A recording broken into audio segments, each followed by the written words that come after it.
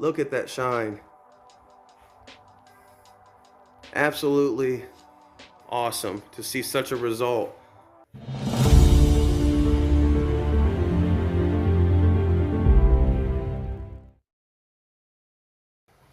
All right, welcome back everybody. This is going to be the second video to the two-stage paint correction. If you've seen the last upload, we went and did the clay bar on everything, completely washed the car, and then we clay barred the whole thing. So now you're ready to move on to the next step, which is using the machine and starting to do the cutting.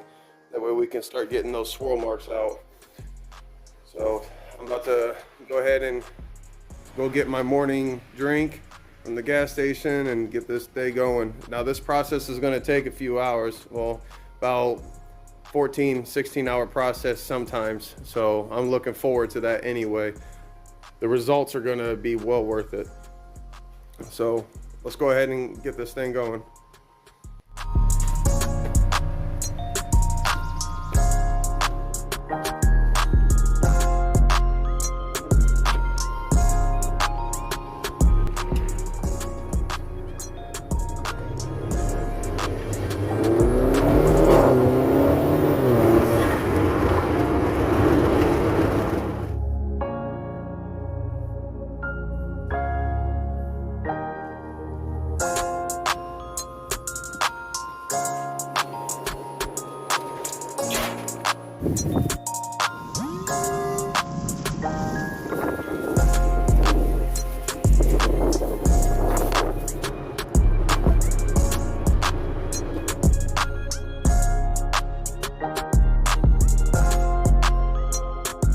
So as far as prepping the surface, again, we've already done that, so really nothing needed there. Get your machine. I went ahead and got the Meguiar's MT300, as you can see. It'll come with your tools, an extra set of brushes. Right on here, it'll tell you the RPM range. So that's really helpful when it comes to doing this. Okay, so the first step, I use this Meguiar's Ultimate Compound. Okay, it's more of a it's more abrasive than the polish, and that's kind of what we're after. It's not crazy, definitely beginner friendly. It'll definitely work. You might have to take a pass or two to do it, but as long as you're consistent. So the speed is where it's going to benefit you. Your speed and your consistency is what really makes your outcome. So just nice, steady, slow, consistent, little passes, be great. I go with the Meguiar's Soft Buff cutting disc. This is a 5-inch. All these are 5-inch because I got a 5-inch head on here. You're going to want to prime it, so I'll walk you through that. I'm probably just going to do the video and you can watch what I'm doing, but I'll put the disc on and I'll prime it. I'll basically put some compound on it, spread it around, kind of like putting peanut butter on toast. You want to prime it. You don't want to go on with a dry pad.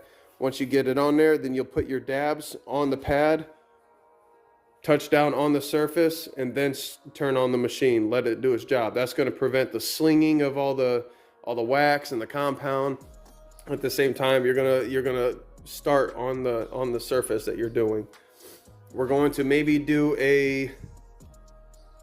I'm not gonna measure it out, but a rough section. Maybe I'll do this section again. I'll do it just like I did with the clay bar kit, kind of divide it up in sections.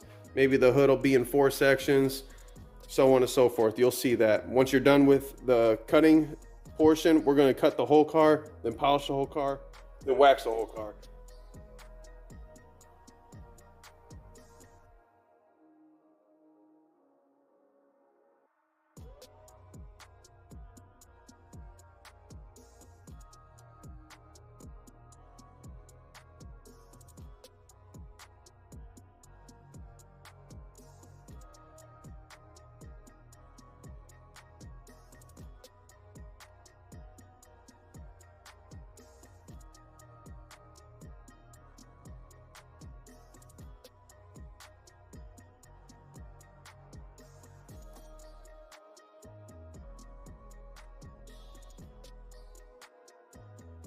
Okay, now that we primed it, 1, 2, 3, 4, 5, 6.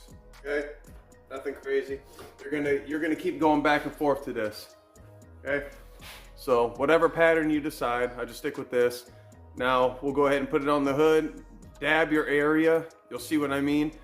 Dab your area of what you're wanting to cut first, and then again put the machine down, reference the back, and then like I said, it's just speed and consistency at that point.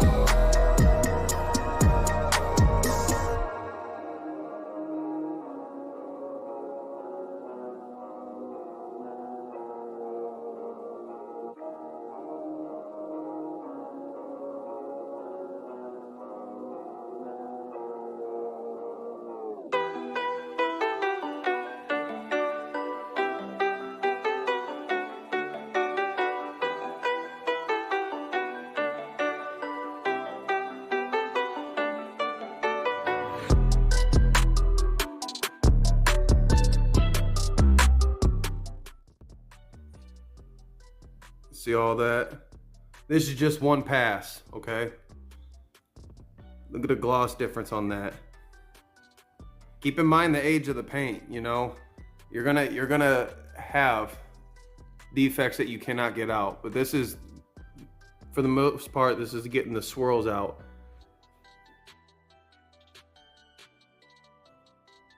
Their whole lineup really is pretty user-friendly, so you're going to get the result you want with this. You might have to take a few passes though, if you want complete, everything completely gone. As far as in person, that is, I mean, just look at that. That's way different. So we're going to do a second pass on that, and then we'll call it good. If we have to do, I don't really want to do 3. Even it feels way better. But remember, this is also still only the first stage. So even though you're taking down the majority of those scratches, that polish is designed, it's got a lot finer abrasives to it. So this is still taking out scratches and swirls, but it's taking out the smaller ones. Right now, this compound is really taking down the bigger ones. So again, I'm gonna go through with a second pass. You're gonna wanna go both ways, lengthwise, and then go back this way, and then again. So start it off on low, spread it, you know, pat with your area, spread it out evenly, and then just go from there. And again, it's just consistency. So I'm excited to see what this is gonna look like afterwards. So just bear with me, keep watching.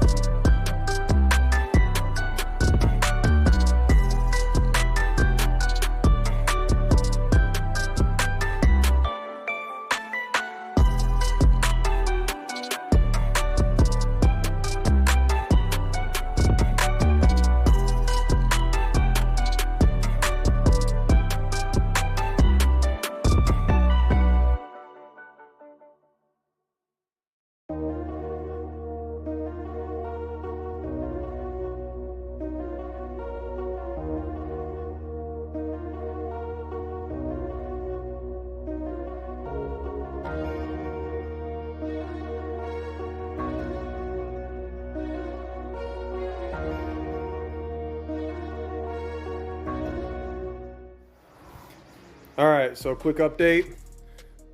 We know I did the hood. I did not do the front bumper. We did the hood, this entire side, okay, this entire half of the car, this side of the bumper, and then this back hatch.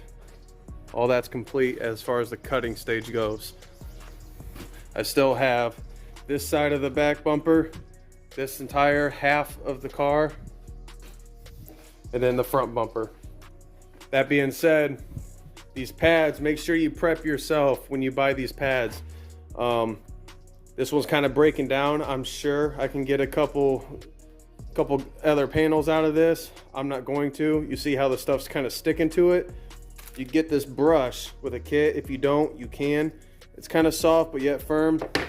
So every once in a while you'll brush this off and get all the gunk out of there. That way you got your pad doing the work with the fresh polish. Again, you don't want to go at the panel with a dry pad. So make sure your entire pad is prepped. You know, kind of broken in, soft, but more importantly has the compound in it. Now, this pad is just breaking down now, especially since I'm doing the edges or near the emblems. Not to mention the stuff isn't really brushing out, so it's time for a new pad now. I think I got more than enough out of one pad. I did a pretty good job. That's 2 passes per panel, or per section that I did 2 passes with it, and then moved on to the next section, so on and so forth. So I got quite a bit of uses out of this pad. I could have done the entire thing with 1 pass, and I didn't. I doubled each pass. So now I'm putting on the new pad. That way I can finish the other half of it, and then we'll move on to the polish stage. But I just wanted to kind of let you guys know, get more than enough if you can to do the car. If you just want to go do, if you got light scratches, you just want to do 1 pass, that's fine. 1 pad should do, but I'm going to go ahead and apply a new pad and get back at it.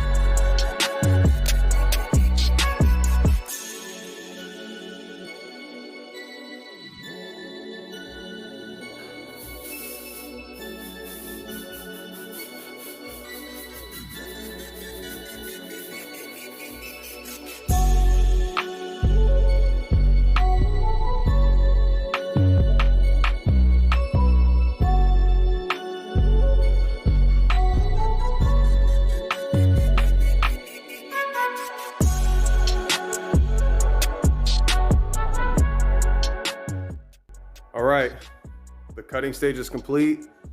Went through all of it, double passed everything I touched.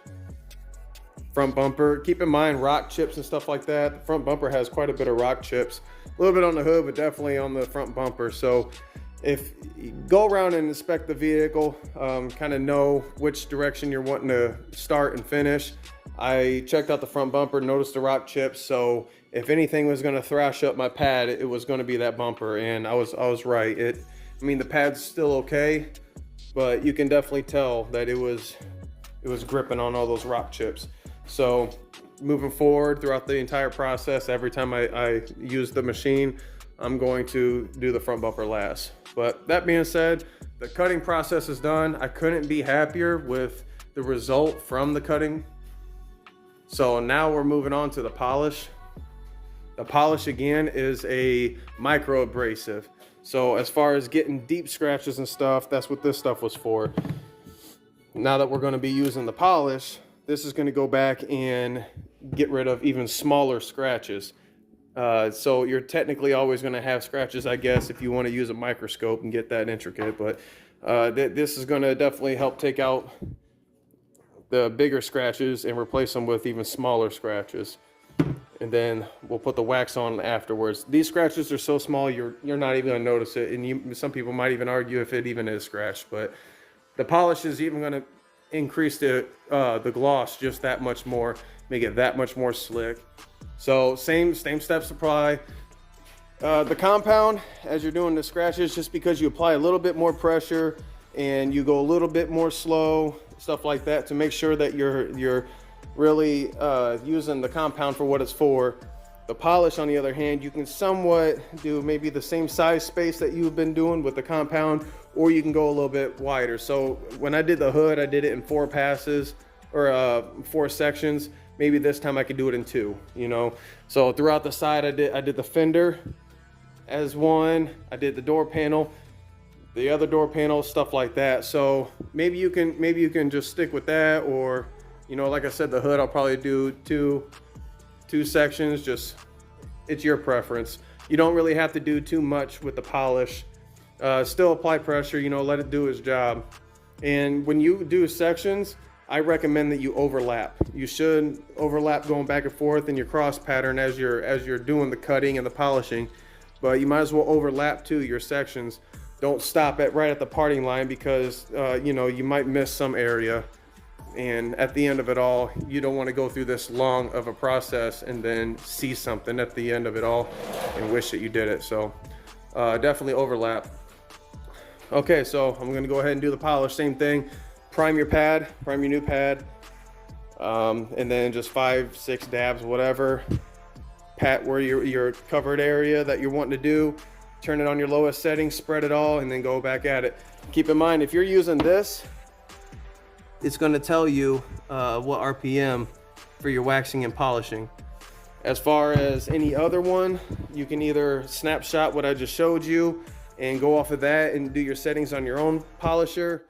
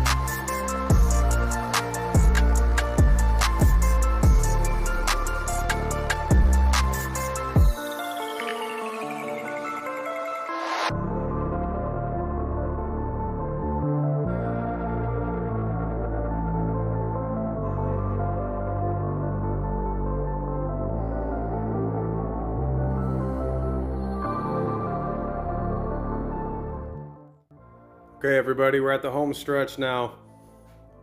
It's currently been around 10 hours so far since I started this.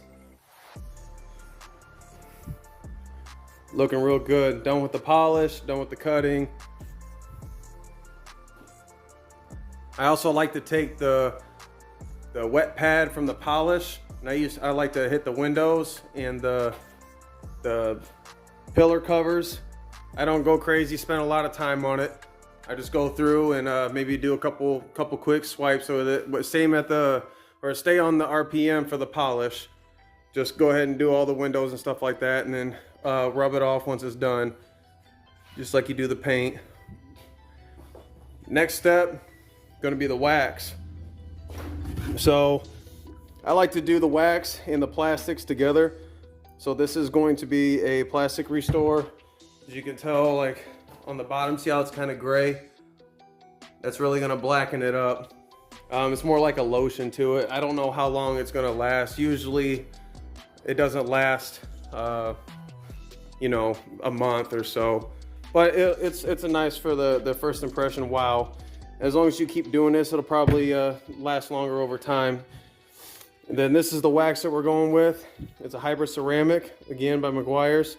This stuff is a little bit unique. It's kind of different than your other waxes out there. Very liquidy, shake it up a lot. Again, pad. We're going to do the same process on the pad in the machine as we did with the cutting compound and the polish. Just like 5 of them, dab it around your area, spread it at the lowest RPM, and then go at it. Same RPM as the polish, so between 3,800 and 4,800. But you can do, again, each step that you do, the cutting, the polish, and the wax, each step that you move to requires less time for the coverage and to work in. The biggest part that took time was cutting and getting it down to a nice clean surface. And then it went on to the polishing and so on and so forth. So with this wax, we don't have to spend a whole lot of time on it. All you're essentially doing is just coating it. You can do it by hand. You can do this whole thing by hand if you wanted to, but the machine is just way easier, way more consistent. The pattern is on. So again, Meguiar's soft disc. So this is the black one. Same process with the machine. So I'm gonna hit that up. Once I do that, I'm gonna do it all with the ceramic wax. Nothing crazy about that. That stuff in particular, it doesn't haze when it's ready. So you basically wait about 3-5 minutes and then you go over and you wipe it all off. That's gonna be the last part of the process, that and the plastics. I'm gonna just go ahead and jet through that. The next time the video comes on or the next clip, you're gonna see it's gonna be all done. I might even have it backed out. So stay tuned. I'm back, the ceramic coat, wax, that's all on there. Again, only purpose that does is like a sealer.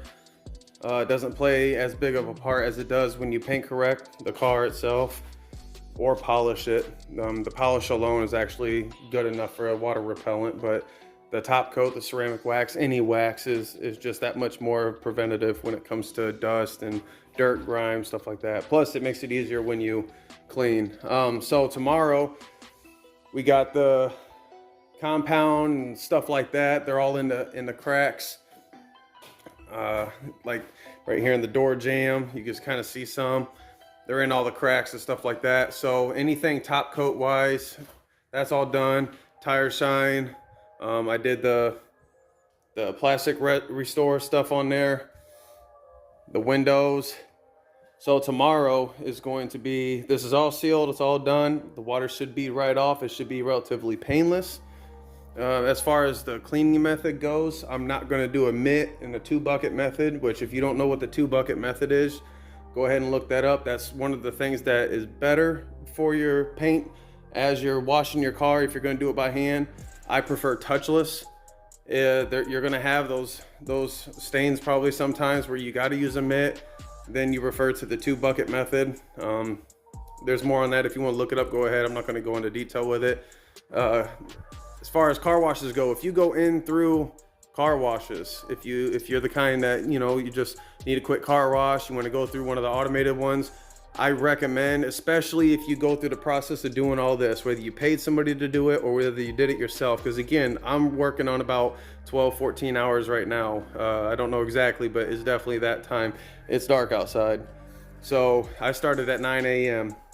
If you go through all that time to make your car like this and bring back that shine, make the paint slick again, you don't want to go through a automated car wash that has the spinning bristles and stuff like that, because that's just asking to put you right back where you came from. Who knows how many people's went through it with the dirt and the dust, rocks and stuff like that. As petty as it sounds, it's true. That stuff will cling inside those bristles in those car washes, and you're just the next person up to receive that damage. It's going to come out looking shiny and clean because it's wet, but believe me, it's going to be there. You're going to get that haze back in no time. So I recommend, if you do it yourself or if you go through a car wash, get the touchless. But I recommend getting yourself a power washer if you do it at home. One of these, this one's off Amazon. You can get the Chemical Guys one. It's just way overpriced in my opinion. This on Amazon was probably about 25 bucks, a quarter of the price of the Chemical Guys one. Although the Chemical Guys foam wash, that's legit. It does pretty good. Some of them you can get different types, and it's going to be priced. I don't have any right now. Some vary between $10, $20. Matter of fact, that big bottle right there, the red that I used at the beginning of this paint correction, that was $15. So pay what you want, but definitely make sure it's snow foam or it's a high foaming. It'll say high foam on it. But anyhow, you do the ratio that they require inside the thing and you go over it. So as far as these cracks go, I'm gonna hit it with the power washer, and then I'm gonna go through and I'm gonna do the whole foam thing. All that foam does, especially when you use hot water, all that foam does is creates real thick suds, and it's more or less pulling all that light surface dust and stuff off your vehicle. If you got your vehicle coated and done like this, while that foam brings off all that surface dust and stuff, that light stuff, then you rinse it off and you're relatively good at that point. You might have to dry it at that point again. You kind of use your own method. They got different towels and stuff like that, but you really just want to avoid pushing down and moving. A lot of that contact where you're just rubbing back and forth on the paint, dust is no different than sandpaper. It's just a finer grit. So eventually you're going to get those back. This is not going to last forever. I know that. But if you want to keep this look as long as you can, that's going to be the way to do it. Just kind of take care and extra thought when you go to wash it. But as far as the results go, look at that shine. Absolutely awesome to see such a result with a day's work. Just the time it took. I did it with the Cadillac. I did not do the video with that. I did not do a video with it. I should have. The black car really stood out. I will be documenting and making a video on the Audi when I do that. So that's going to be awesome. Can't wait. So if you made it this far, I highly appreciate it. I hope you learned something. I'm always learning stuff as I go to do this. Again, patience is probably the thing that I learned the most on it. Patience in little key areas. If you got any questions, comments, concerns, leave them down. Again, it's not just only for me. I love to learn. So I'd like your input on it. But it's also for the community watching. So if you can help out the next person, why wouldn't you? That's what this whole channel is about. I'm just an average guy. I'm no professional. I don't claim to be a professional, but all this stuff is as I learn hands-on. And so I'm amazed by myself on the results that I get just for doing it myself, kind of as a DIY setup. So until next time, thank you.